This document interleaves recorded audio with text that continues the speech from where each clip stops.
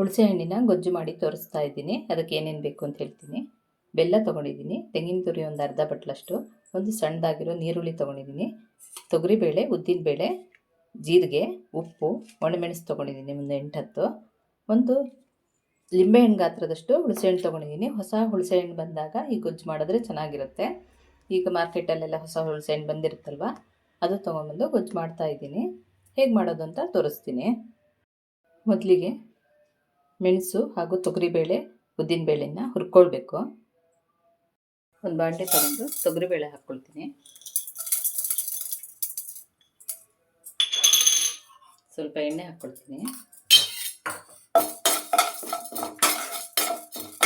ಸ್ವಲ್ಪ ಹುರಿದ ಮೇಲೆ ಮತ್ತೆ ಉದ್ದಿನಬೇಳೆ ಹಾಕ್ಕೊಳ್ತೀನಿ. ಈಗ ಉದ್ದಿನಬೇಳೆ ಹಾಕ್ಕೊಳ್ತೀನಿ.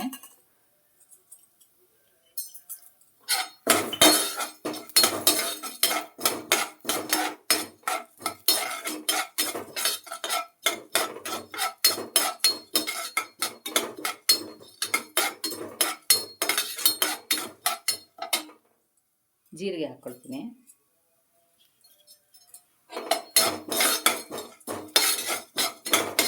ಜೀರಿಗೆ ಒಂದು 1/4 ಸ್ಪೂನಷ್ಟು ತೊಗೊಂಡಿದ್ದೀನಿ. ತೊಗರಿಬೇಳೆ, ಉದ್ದಿನಬೇಳೆನ 2 ಸ್ಪೂನ್ ತೊಗೊಂಡಿದ್ದೀನಿ.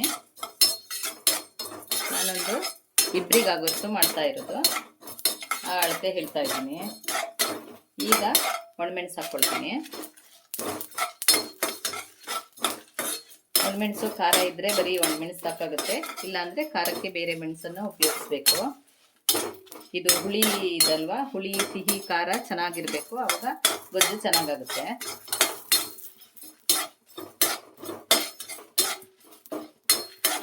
ಬೇವಿನ ಸೊಪ್ಪು ಹಾಕ್ಕೊಳ್ತೀನಿ.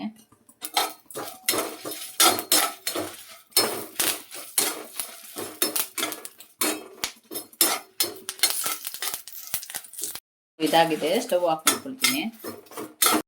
ಸ್ಟವ್ ಆಫ್ ಮಾಡ್ಕೊಂಡ್ಮೇಲೆ ತೆಂಗಿನ ತುರಿ ಹಾಕ್ಕೊಂಡು ಒಂದು 2 ಸುತ್ತು ಹುರ್ಕೊಳ್ತೀನಿ. ಇದಕ್ಕೆ ಕೊಬ್ಬರಿ ಇದ್ದರೆ ಚೆನ್ನಾಗಾಗುತ್ತೆ, ಕೊಬ್ಬರಿ ಇಲ್ಲ ಅಂದರೆ ತೆಂಗಿನಕಾಯಿ ತೊಗೊಂಡು ಈ ಥರ ಮಾಡ್ಬೋದು. ಒಂದು ಸ್ವಲ್ಪ ಹುರ್ಕೊಳ್ಬೇಕು, ಬಾಂಡಿ ಬಿಸಿಯಲ್ಲೇ ಹುರ್ಕೊಂಡ್ರೆ ಸಾಕಾಗುತ್ತೆ.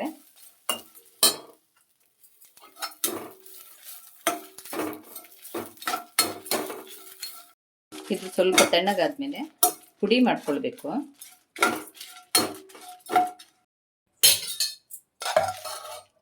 ಹುರಿದಿರೋ ಮಸಾಲೆನ ಮಿಕ್ಸಿ ಮಾಡ್ಕೊಳ್ತೀನಿ. ನೀರು ಹಾಕ್ಬಾರ್ದು, ಪುಡಿ ಮಾಡ್ಕೊಳ್ಬೇಕು ಅದನ್ನು.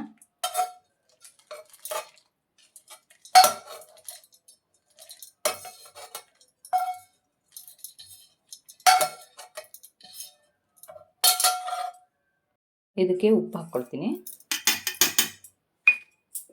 ಪುಡಿ ಮಾಡಿ ತರ್ತೀನಿ. ಪುಡಿ ಮಾಡಿದ್ದಾಗಿದೆ. ಒಂದು ಬಾಂಡೆ ತಗೊಂಡು ಒಂದು 2 ಸ್ಪೂನು ಎಣ್ಣೆ ಹಾಕ್ಕೊಳ್ತೀನಿ. ನಾನು ತೆಂಗಿನ ಎಣ್ಣೆ ಉಪಯೋಗಿಸ್ತಾ ಇದ್ದೀನಿ. ಸಾಸಿವೆ ಹಾಕ್ಕೊಳ್ತೀನಿ, ಒಂದು 1/4 ಸ್ಪೂನು. ಜೀರಿಗೆ ಹಾಕ್ಕೊಳ್ತೀನಿ. ಒಂಚೂರು ಉದ್ದಿನಬೇಳೆ ಹಾಕ್ಕೊಳ್ತೀನಿ. ಸ್ವಲ್ಪ ಅರಿಶಿನ, ಕರಿಬೇವಿನ ಸೊಪ್ಪು ಒಂಚೂರು, ಚೂರು ಇಂಗು,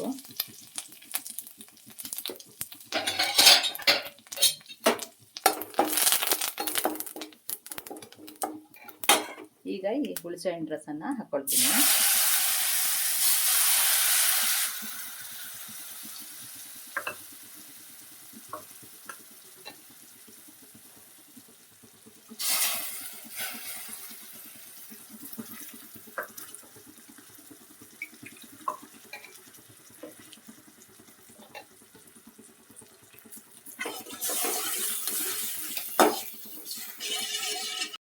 ಬೆಲ್ಲ ಹಾಕ್ಕೊಳ್ತೀನಿ. ಬೆಲ್ಲನ ಹೆಚ್ಚಿಟ್ಕೊಂಡಿದ್ದೀನಿ. ದೊಡ್ಡದೊಂದು ಅಜ್ಜಷ್ಟಿದೆ. ಇದಕ್ಕೆ ಬೆಲ್ಲ, ಹುಳಿ, ಉಪ್ಪು, ಖಾರ ಚೆನ್ನಾಗಿ ಬೇಕಾಗುತ್ತೆ, ನೋಡಿ ಹಾಕ್ಕೊಳ್ಬೇಕು. ಇದು ಒಂದು ಕುದಿ ಬರಬೇಕು, ಬೆಲ್ಲ ಎಲ್ಲ ಕರಗಿ ಕುದಿ ಬರಬೇಕು. ಬೆಲ್ಲ ಎಲ್ಲ ಕರಗಿದೆ, ಕುದಿ ಬರ್ತಾ ಇದೆ. ಈ ಟೈಮಲ್ಲಿ ಈರುಳ್ಳಿಯನ್ನು ಹಾಕ್ಕೊಳ್ತೀನಿ. ಈರುಳ್ಳಿಯನ್ನು ಗೊಜ್ಜೆಲ್ಲ ಆದಮೇಲೆ ಲಾಸ್ಟಿಗೆ ಬೇಕಾದ್ರೂ ಹಾಕ್ಕೊಳ್ಬೋದು, ಈಗಲೂ ಹಾಕ್ಕೊಳ್ಬೋದು.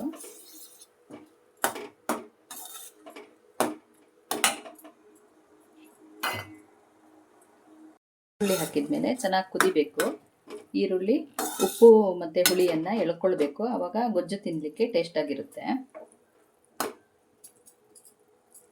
ಈರುಳ್ಳಿ ಎಲ್ಲ ಬೆಂದಿದೆ, ಲೋ ಫ್ಲೇಮ್ ಮಾಡ್ಕೊಂಡಿದ್ದೀನಿ.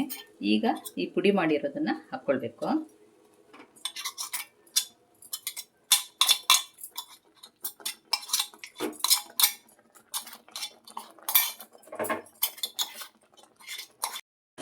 ಪುಡಿ ಮಾಡಿರೋದೆಲ್ಲ ಹಾಕ್ಕೊಂಡಿದ್ದೀನಿ. ಚೆನ್ನಾಗಿ ಮಿಕ್ಸ್ ಮಾಡಬೇಕು. ಇದು ಒಂದು ಕುದಿ ಬಂದರೆ ಸಾಕು, ಜಾಸ್ತಿ ಕುದಿಸೋದು ಬೇಡ. ಜಾಸ್ತಿ ಕುದಿಸೋಕೆ ಹೋದರೆ ಗಟ್ಟಿ ಆಗಿಬಿಡುತ್ತೆ ಗೊಜ್ಜು. ಇದು ಸ್ವಲ್ಪ ಈ ಹದದಲ್ಲೇ ಇರಬೇಕು.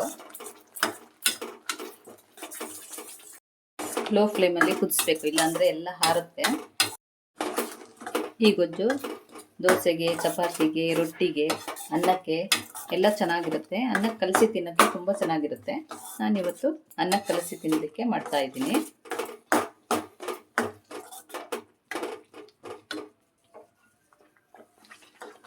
ಸಾಕು, ರೆಡಿಯಾಗಿದೆ. ಸ್ಟವ್ ಆಫ್ ಮಾಡ್ತೀನಿ. ಒಂದು ಕುದಿ ಬಂದರೆ ಸಾಕಾಗುತ್ತೆ.